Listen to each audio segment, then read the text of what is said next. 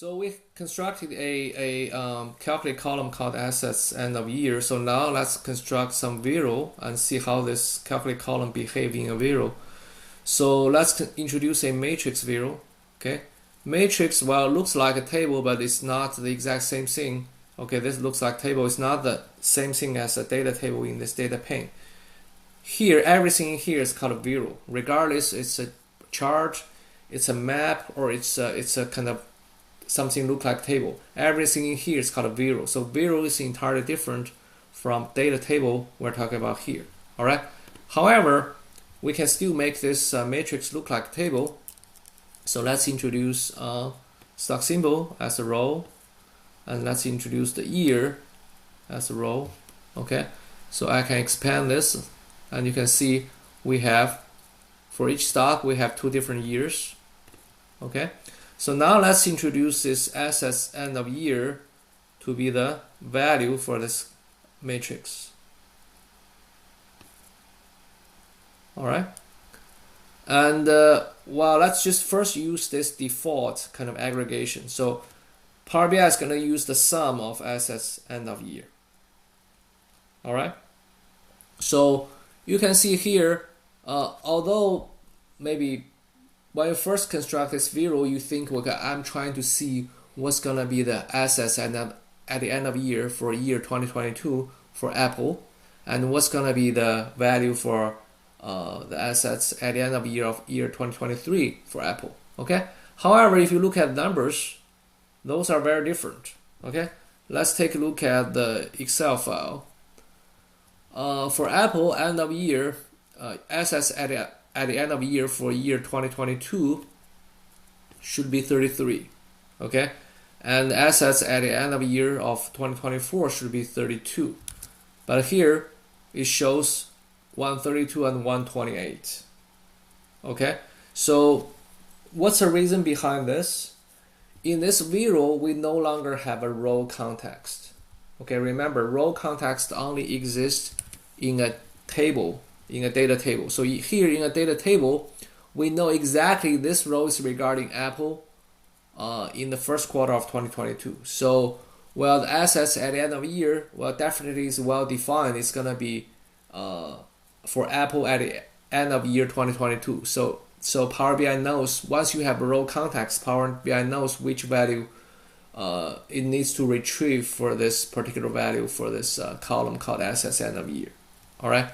However, in a zero, this is no longer a row context. Okay, this in a zero, we call this a filter context. So when we look at this row, we're basically imposing a filter on the data set. Okay, this data set is still the example table. Okay, this data set is going to be imposed a filter context. This filter is regarding year 2022 for Apple. All right. So what does that mean? So basically, Power BI is gonna only look at data related to Apple in year 22. Okay. That's the filter imposed on this data table by that zero. Okay. If you're looking at this particular row in this zero, then basically the filter being imposed on the data table will be regarding Apple in year 2022. All right. So Power BI will just look at that data table and only focus on the filtered data regarding Apple in year 2022. All right.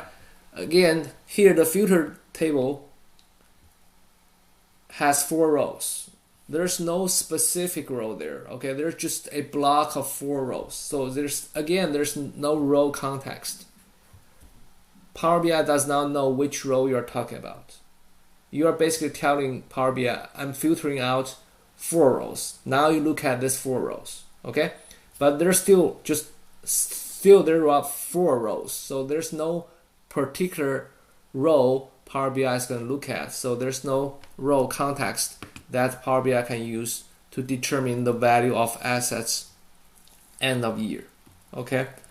So Power BI is going to just use a aggregate function because now we have 4 rows. We do not have one single row there. Okay, we have 4 rows. So Power BI has to use an aggregation function to kind of aggregate these 4 rows. Either sum the 4 rows, or take the average of the 4 rows, or take the minimum of the 4 rows, and so on and so forth. Okay, so here the default choice, the sum of this data field assets end of year. Okay, so that's why here we have, okay, for this 4 rows, assets end of year equals 33, okay, across the 4 rows. So the summation of those 4 numbers, okay, 33 times 4 is actually 132. Okay, you can verify. Okay, I'll do it here. Okay, the summation of this 4 rows, this 4 rows is exactly 132, right? So basically, you because again here we're talking about variables, so each variable, although the variable looks like a table, it's not a table. Okay, it's not a data table listed here. So this is a variable. So for each row in this variable, that's a filter. Okay, that's a filter context. This filter context basically tells Power BI to only filter the data regarding year 2022 for Apple, because again, those 2 years falls under this kind of more general category of Apple. So if you're looking at this row is regarding Apple in year 2022. So that's a particular filter context, which is going to be imposed on the data table.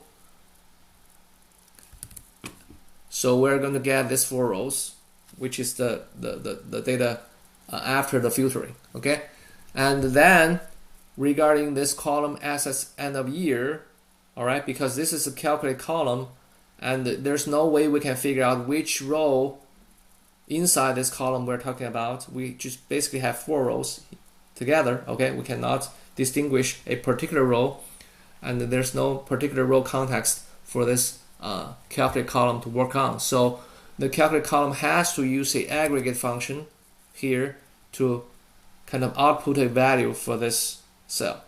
All right, so here, because we use the sum function, the output is 132, basically sum of all those 4 rows